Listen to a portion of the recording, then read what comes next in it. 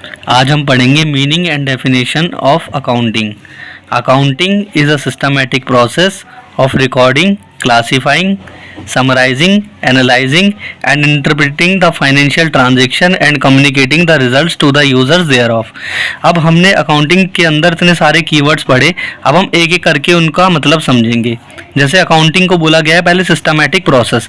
Systematic process का मतलब क्या है? ये सारी चीज़ें अकाउंटिंग में हमेशा सीक्वेंस में चलती हैं। पहले रिकॉर्डिंग होगी, फिर क्लासीफाइंग होगा, फिर समराइजिंग होगा, फिर एनालाइजिंग होगा, फिर इंटरप्रेटिंग होगा, फिर फाइनेंशियल ट्रांजेक्शंस को बताया जाएगा मेरे किसको? यूजर्स को। तो सिस्टमैटिक प्रोसेस क्यों बोला गया है अकाउंटिंग को? क्योंकि ये सारी चीज़ें एक सीक्वेंस में चलेंगी, एक सिस्टम में चलेंगी। पहला हमने पढ़ा रिकॉर्डिंग। रिकॉर्डिंग का मतलब क्या होता है? हम ट्रांजेक्शन्स को रिकॉर्ड करते हैं, और रिकॉर्ड किस में करते हैं? जनरल में। फिर हम उन ट्रांजेक्शन्स को क्या करते हैं? क्लासीफाई किस में करते हैं? लेजर्स में। समराइजिंग का मतलब होता है कि हम सभी इंफॉर्मेशन को एक अंडरस्टैंडेबल फॉर्मेट में बनाते हैं, जिसका हम यूज़ करते हैं trading and profit and loss and balance sheet का। एनालाइजिंग एंड इंटरप्रेटिंग, ये दोनों टर्म्स जो हैं वो एक साथ चलती हैं।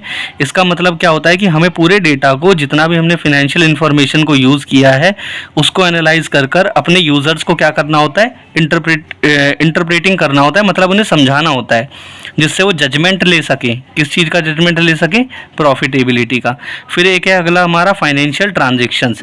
ये बहुत ज़्यादा इंपॉर्टेंट कीवर्ड है। क्यों इंपॉर्टेंट है? क्योंकि जो अकाउंटिंग होती है, और उसकी डेफिनेशन में भी देखो आप फाइनेंशियल ट्रांजेक्शन आ रहा है, तो अकाउंटिंग सिर्फ और सिर्फ फाइनेंशियल ट्रांजेक्शन्स की होती है, मतलब मॉनेटरी ट्रांजेक्शन्स की, नॉन मॉनेटरी ट्रांजेक्शन्स की नहीं होती।